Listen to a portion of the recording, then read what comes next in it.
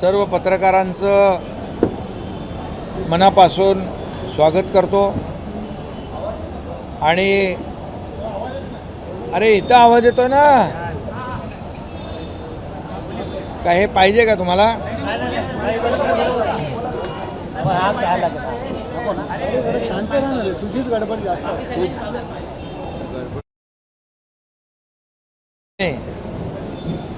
टेंबी नाक्याला धर्मवीर आनंद दिघे साहेबांनी सुरू केलेल्या नवरात्रोत्सवाची जोरदार तयारी सुरू आहे आणि याही वर्षी नवरात्रोत्सव मोठ्या भक्तिभावाने, श्रद्धेने आणि जल्लोषामध्ये, उत्साहामध्ये साजरा होणार आहे आणि त्याची ही सर्व पूर्वतयारी या ठिकाणी सुरू आहे. खरं म्हणजे धर्मवीर आनंद दिघे साहेबांनी सुरू केलेला हा नवरात्रोत्सव हा फक्त महाराष्ट्रात नाही, देशात नाही तर जगभरामध्ये याची कीर्ती पसरली आणि आपण देशात, जगभरात कुठेही गेलात तरी अंबे मातेची जो फोटो आहे, जो मुखवटा आहे, तो आपल्याला पाहायला मिळतो. तो या आपल्या टेंबी नाक्याच्या दिघे साहेबांनी सुरू केलेल्या देवीचाच मुखवटा आहे, तोच आपल्याला सगळीकडे पाहायला मिळतो आणि त्यामुळे या टेंबी नाक्याच्या अंबे मातेचं जे महात्म्य आहे, जी काही सर्वदूर पसरलेली कीर्ती आहे, ही आपण पाहतो आणि वर्षागणिक दरवर्षी या उत्सवामध्ये भर पडत असते. आता यावेळेस 4 धाम जे आहेत त्याचं एक संकल्पना डोळ्यासमोर ठेवून हे मंदिर उभं राहतं आहे. तामिळनाडूमधलं बृहदेश्वर शंकराचं मंदिर या ठिकाणी उभं करण्याचा संकल्पना या ठिकाणी मांडलेली आहे आणि आमचा अमन विधाते हा कार्यकर्ता आहे आमचा आणि तो या ठिकाणी त्याच्या मार्गदर्शनाखाली हे सर्व सजावटीचं काम होतं आहे आणि दरवर्षी आपण पाहतो की काही ना काही आपल्या देवी भक्तांसाठी नवीन विषय घेऊन, नवीन मंदिराचं असेल, जे काही नवीन विषय आहेत ते धरून आणि धार्मिक आणि अतिशय लोकांना काही ठिकाणी पोचता येत नाही, 4 धाम असेल आणि मग अशा ठिकाणी टेंबी नाक्याला येऊन त्यांना दर्शनाचा लाभ होतो आणि म्हणूनच दरवेळेला आपण वेगवेगळ्या सजावटींच्या माध्यमातून टेंबी नाका नवरात्रोत्सव या ठिकाणी अंबे मातेची भक्तिभावाने सेवा करताना आपण पाहतो. खरं म्हणजे हा उत्सव दिघे साहेबांनी 1978 साली सुरू केला आणि त्याचं महात्म्य दरवर्षी वाढत गेलं आणि अनेक लोक इथं नवस फेडण्यासाठी येतात. म्हणजे नवसाला पावणारी देवी म्हणून देखील या नवरात्रोत्सवाचं, या अंबे मातेचं महात्म्य जे आहे आणि महत्त्व अधोरेखित झालेलं आहे.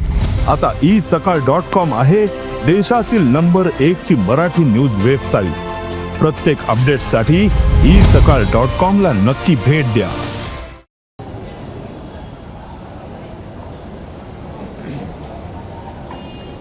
आणि यामध्ये ठाणेकर तर आहेत, परंतु तमाम महाराष्ट्रातले, देशभरातले लोक या ठिकाणी येत असतात आणि अतिशय श्रद्धेने, भक्तिभावाने दर्शन घेत असतात आणि या टेंबी नाक्या नवरात्रोत्सवाची वाट लोक पाहत असतात आतुरतेने.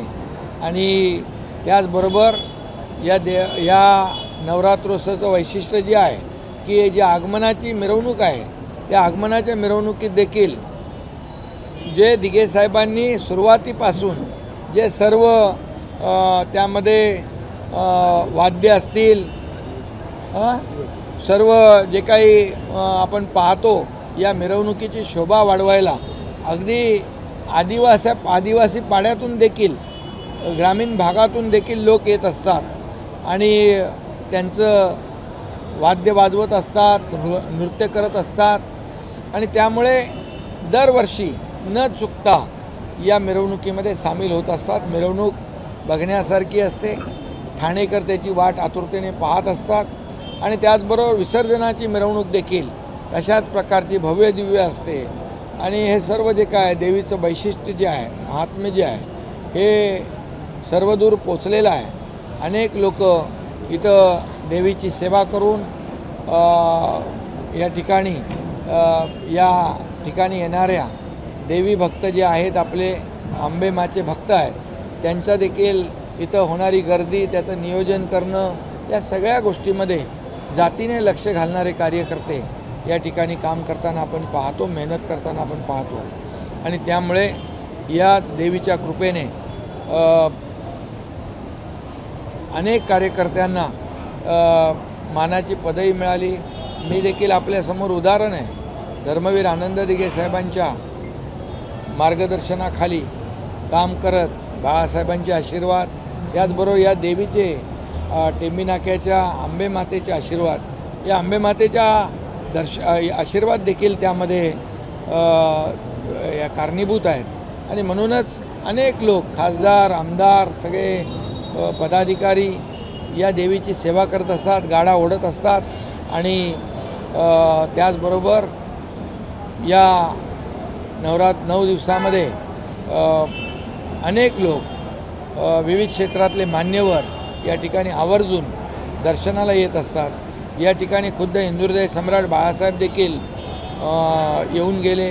अनेक लोक, अनेक विविध क्षेत्रातले लोक, मान्यवर लोक या ठिकाणी दर्शनाला आवर्जून येतात. हे वैशिष्ट्य या देवीचं आहे आणि म्हणूनच मी सर्व कार्यकर्त्यांचं देखील मनापासून अभिनंदन करतो. सगळे आपले जे ट्रस्टी आहेत त्यांचंही अभिनंदन करतो. लाखो लोकांची गर्दी होऊन देखील या ठिकाणी इथं व्यवस्थित नियोजन करताना कार्यकर्ते आपण पाहतो आणि म्हणून या देवीच्या कृपेमुळे सगळ्यांचंच चांगलं झालेलं आहे आणि मी आपल्या अंबे मातेकडे हेही साकडं घालतो की महाराष्ट्रावर येणारी सगळी अरिष्ट संकटं दूर होवत, देशावर येणारी अरिष्ट संकटं दूर होवत आणि या महाराष्ट्रातला बळीराजा जो आहे, बळीराजा आता बऱ्याच ठिकाणी अवकाळी पावसाने नुकसान झालेलं आहे. बळीराजाच्या मागे नेहमी शेतकऱ्याच्या मागे सरकार उभं राहिलेलं आहे. याही वेळेस शेतकऱ्याला आम्ही वाऱ्यावर सोडणार नाही, पण त्याच्यावरची संकटं अरिष्ट दूर होऊन त्याच्या जीवनामध्ये सुखाचे, समृद्धीचे, आनंदाचे दिवस येऊ द्या. लाडक्या बहिणी, लाडके भाऊ, या महाराष्ट्रातली तमाम जनता, या महाराष्ट्रातल्या तमाम जनतेच्या जीवनामध्ये चांगले आनंदाचे, सुखाचे, समृद्धीचे दिवस येऊ दे. त्यांच्या कष्ट, अरिष्ट, संकट दूर होत अशी मी प्रत्येक वेळेला जिथं जातो तिथं प्रार्थना करत असतो आणि आजही मी देवीकडे तीच प्रार्थना करतो.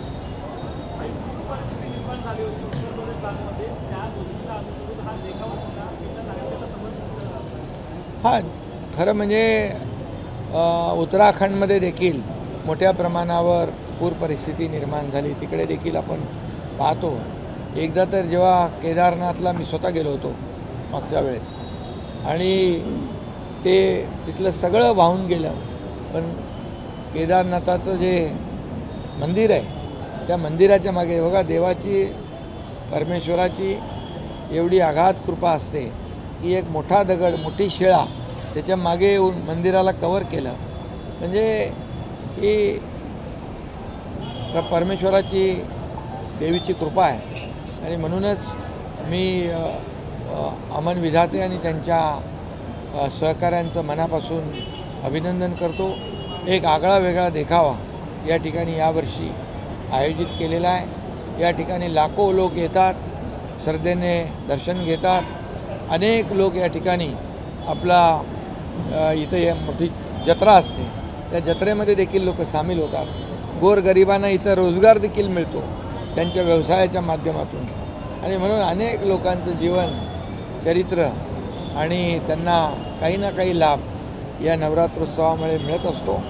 आनंद दिघे साहेबांनी त्याचा नवरात्रोत्सव सुरू केला, तसा गणेश दर्शन स्पर्धा सुरू केली. त्या ठिकाणी तेही आपण पाहतो. गोविंदा आपण सुरू केला. टेंबी नाक्याला आताच झालेल्या गोविंदामध्ये सगळीकडचे गोविंदा येतात, पण पहिला मानाची हंडी म्हणून इथं सलामी देऊन पुढं जातात. त्यामुळे संस्कृती आणि परंपरा जोपासण्याचं काम आनंद दिघे साहेबांनी केलं, ते वाढवण्याचं काम त्यांनी केलं आणि आपले सण वार उत्सव मोठ्या प्रमाणावर भव्य दिव्य प्रमाणात साजरे झाले पाहिजे असा त्यांचा नेहमी आग्रह असायचा. कारण शेवटी आपली संस्कृती आपली परंपरा आपण जोपासली पाहिजे, वाढवली पाहिजे, पुढं नेली पाहिजे. कारण महाराष्ट्राला एक संस्कृती आहे, ही संतांची भूमी आहे, ही छत्रपती शिवाजी महाराजांची भूमी आहे. त्यामुळे हे सर्व सण उत्सव या ठिकाणी दिघे साहेबांनी टेंबी नाक्याला सुरू केले आणि मग त्याची व्याप्ती संपूर्ण महाराष्ट्रामध्ये सुरू झाली. हा एक अनुभव आहे. ठाणे आणि शिवसेना हे एक समीकरण आहे की पहिली सत्ता ठाण्याला शिवसेनेला धर्मवीर आनंद दिघे यांची दिली होती. मात्र शिवसेनेचे प्रवक्ते आनंद दिघे यांच्यावरती वक्तव्य करतात. त्यांचे पश्चात काही वेळापूर्वी आनंद आश्रमाच्या बाहेर शिवसैनिकांनी त्यांचा पुतळा जाळून दिलेला आहे. आपली काय प्रतिक्रिया? धर्मवीर आनंद दिघे साहेबांच्या कामाची कार्याची उंची मोजण्याचं काम आणि पाप कोणी करू नये. कारण आनंद दिघे साहेबांनी जे जीवन समर्पित केलं ते फक्त आणि फक्त सर्वसामान्य लोकांसाठी, आणि म्हणून बाळासाहेबांवर देखील त्यांची आगाध श्रद्धा होती. बाळासाहेबांनी सांगायचं आणि दिघे साहेबांनी ते पूर्ण करायचं, एक समीकरण होतं. त्यामुळे आनंद दिघे साहेब मला वाटतं अशा कोत्या वृत्तीच्या लोकांना कळणार नाहीत. त्यांना त्यांचा खूप अभ्यास करावा लागेल. तर राहुल गांधी यांनी पुन्हा एकदा पत्रकार परिषद घेतली आणि पुन्हा एकदा वोट चोरीवरती त्यांनी वक्तव्य केलेले आहे. मात्र निवडणूक आयोगाला त्यांनी कोणतेही पुरावे सादर न केल्याचा आरोप निवडणूक आयोग वारंवार करते. मात्र राहुल गांधी वारंवार पत्रकार परिषदेच्या माध्यमातून समोर येत आहे. नाही, खरं म्हणजे यांनी निवडणूक आयोगाने राहुल गांधींना आणि जे आरोप करतात त्यांना सांगितलं होतं की तुमच्याकडे जे काय पुरावे आहेत तुम्ही सादर करा, ॲफिडेविट सादर करा. परंतु ते न करता फक्त आरोप करण्याचं काम ते करतायत. ते मी मगाशी पाहिलं की ते कुठला मतदारसंघ, कर्नाटकमधला आलन मतदारसंघामध्ये त्या ठिकाणी जो निवडून आलेला उमेदवार आहे तिथं जर मतं चोरी झाली असती किंवा मतांमध्ये हेराफेरी झाली असती तर काँग्रेसचा भोजराज पाटील म्हणून तिथं आमदार निवडून आला. मग हे कसं काय? मग मतचोरी कोणी केली? भाजपनी केली का काँग्रेसनी केली? हा एक विषय येतो. आणि त्यामुळे फक्त आरोप निवडणूक आयोगाकडे पुरावे कुठे दिले त्यांनी? निवडणूक आयोगा मी मागाशी सांगितलं की ॲफिडेविट सादर करा म्हणून सांगितलं, परंतु त्यांनी ते केले नाहीत, करता आले नाहीत. आणि फक्त फेक नॅरेटिव्ह पसरवण्याचं काम, लोकांमध्ये संभ्रम निर्माण करण्याचं काम, लोकांची दिशाभूल करण्याचं काम या ठिकाणी ते करतायत. ते काय आकडेवारी आणि गणितं या ठिकाणी सांगून. परंतु मला वाटतं त्यांच्याकडे ठोस पुरावे असतील तर त्यांनी निवडणूक आयोगाकडे या ठिकाणी दिले पाहिजे. निवडणूक आयोगाने ऐकलं नाही तर त्यांनी कोर्टात गेलं पाहिजे, न्यायालयात दरवाजे ठोठवले पाहिजे. निवडणूक आयोगाने देखील स्पष्टीकरण दिलेलं आहे. अशा प्रकारचं ऑनलाईन कुणी सांगून मत कमी किंवा मत ॲड होत नाही, त्याला सगळं प्रोसेस करायला लागते. त्यामुळे मला वाटतं जे काही आरोप त्यांनी केले आणि त्यांचे आरोप जेव्हा ते जिंकतात तेव्हा त्यांचे आरोप नसतात, जेव्हा हरतात तेव्हाच आरोप असतात. EVM मशीनवर देखील आरोप करतात ते. पण EVM मशीन जे आहे ते मतदान कुणाच्या काळात सुरू झालं तेव्हा मला वाटतं मनमोहन सिंग होते UPAचे प्रधानमंत्री, आणि त्यावेळेस त्यांच्या काळामध्ये हे EVMवरचं मतदान सुरू झालं. मग ते मतदान जे आहे त्यांनी सुरू केलेलं प्रक्रिया चुकीची आहे असं त्यांना म्हणायचं आहे का? आणि त्यामुळे या सगळ्या ज्या काही बाबी आहेत.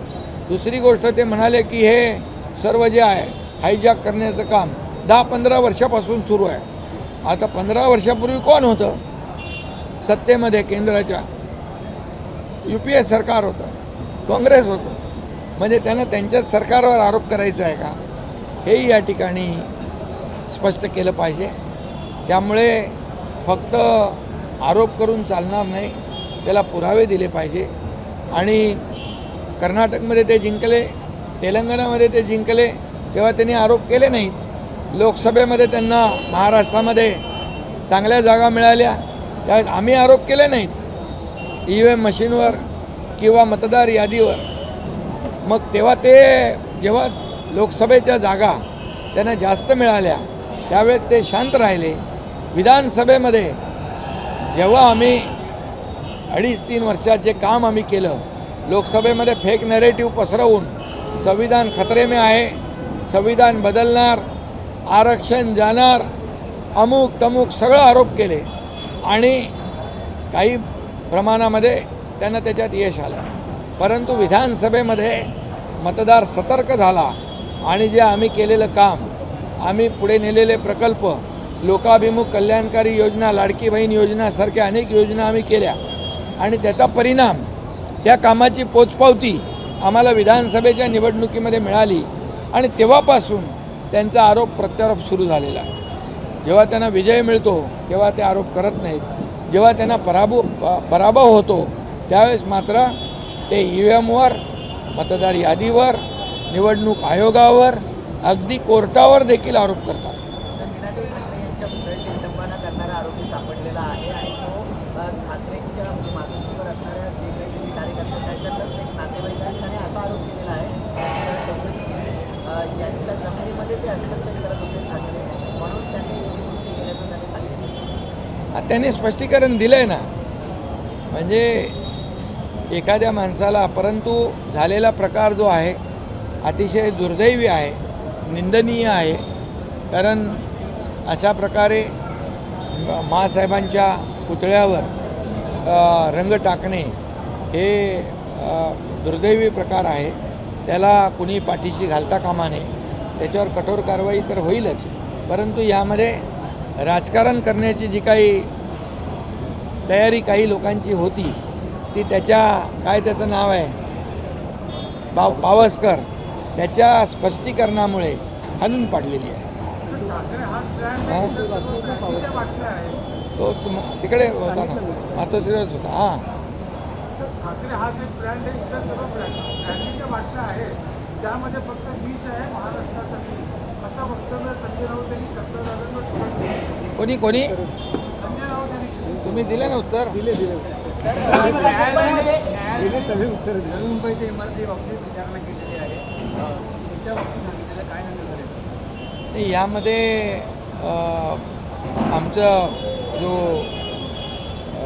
कायदेशीर विभाग जो आहे नगरविकासचा, विधी व न्याय विभाग, तो त्या बाबतीमध्ये त्याचं स्पष्टीकरण पुढच्या तारखेला देईल. आलिशान गाड्या घेण्यासाठी आता प्रशिक्षण येणार आहे. कलेक्टरला 12 लाखापर्यंत, म्हणजे जिल्हाधिकारी 12 लाखापर्यंत अशा प्रकारच्या गाड्या घ्याव्यात असे आदेश बैठकीत देण्यात. काय नेमके आदेश काय जिल्हाधिकाऱ्यांना 12 लाखापर्यंतच्या गाड्या ज्या आहेत त्या देण्याच्या ठीक आहे. त्याचे तर मुंबई महापालिकेच्या निवडणुकीचा मुद्दे वाढलेला, कारण सुप्रीम कोर्टाने 31 जानेवारीच्या आतमध्ये निवडणूक घ्यायला सांगितले. तर ठाकरे गटाचे असे नेते म्हणतात की मुंबई महापालिकेमध्ये ठाकरे गटाचाच महापौर बसेल. कोणाचा भापर बसेल? ठाकरे गट.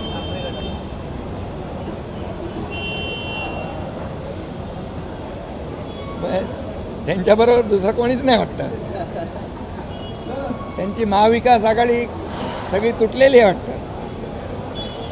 महाविकास आघाडी आता जे काही सुरू आहे तेही तुटले वाटतं. म्हणजे ते एकटेच आहेत. मी आपल्याला एवढंच सांगतो,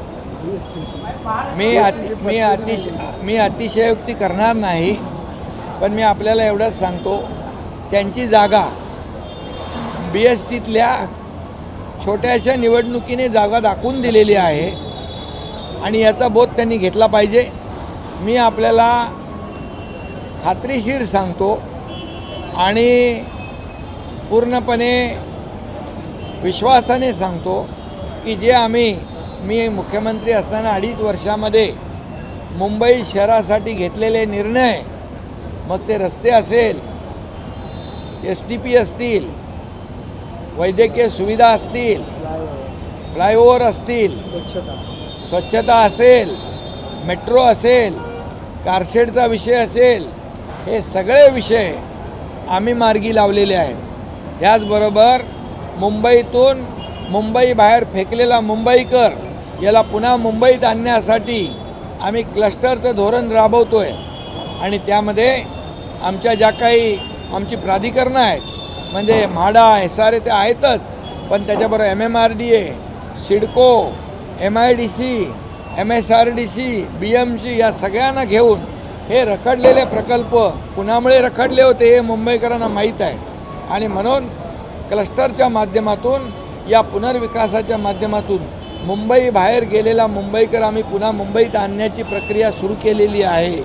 त्यामुळे या सर्व विकासाच्या कामावर, विकासाच्या ताकदीवर महायुती मुंबईमध्ये पुन्हा सत्तेवर येईल आणि महायुतीचा भगवा झेंडा मुंबई महापालिकेवर फडकेल.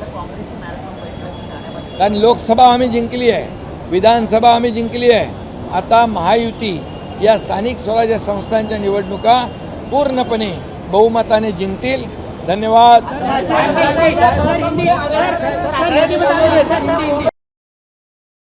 वाऱ्यावर सोडणार नाही. जिल्हाधिकाऱ्यांना आदेश दिलेले आहेत की तातडीने पंचनामे करून त्यांना मदत द्या. सर, यूबीटी के सांसद है, उन्होंने आनंद विजय को लेकर फिर एक बार विवादित बयान दिया है. कैसे इस बयान को देखते हो, क्या नहीं, उसके ऊपर हमारे नरेश मस्के खासदार और इन्होंने हेमंत पवार ने ये वहाँ पर उनको जो बयान पर रिएक्शन दी हुई है. मैं इतना ही कहता हूँ कि धर्मवीर आनंद दिगे साहब, इनके कार्य की ऊंचाई किसी ने मापने की कोशिश नहीं करनी चाहिए. उन्होंने अपना पूरा जीवन लोक सेवा के लिए, जन सेवा के लिए समर्पित किया है. और मैं इतना ही कहूँगा, जो उनकी मजाक उड़ाएंगे वो आनंद दिगे साहब चमत्कार उनको दिखाएंगे. सर, राहुल गांधी ने पत्रकार परिषद दी. इस पत्रकार परिषद के माध्यम से उन्होंने दोबारा कहा है कि कर्नाटक में जहाँ पर कांग्रेस के मतदाता है, जानबूझकर ECA जो है उसको हटाने की कोशिश कर रहा है, और महाराष्ट्र में भी इसी तरीके से की. कर्नाटक में वो आनंद चुनाव क्षेत्र में उन्होंने आरोप लगाया है, लेकिन मैंने जानकारी ली तो वहाँ पर चुनकर आने वाला कांग्रेस का ही विधायक है, भोजराज पाटिल. तो वोट चोरी किसने की? कांग्रेस ने की या भाजपा ने की? तो कांग्रेस का अगर वहाँ चुनाव जीतता है कैंडिडेट, इसका मतलब है कि वहाँ पर वोट चोरी करने का काम कांग्रेस ने किया है. और मैं ये कहूँगा कि ये चुनाव आयोग हमेशा बार बार कह रहा है कि आपके पास कोई सबूत है तो एफिडेविट करो, उसका सबूत पेश करो. लेकिन राहुल गांधी वो नहीं कर रहे, खाली आरोप कर रहे मीडिया में. उनको चुनाव आयोग के पास जाना चाहिए, एफिडेविट करना चाहिए, या फिर कोर्ट में जाना चाहिए सुनवाई के लिए.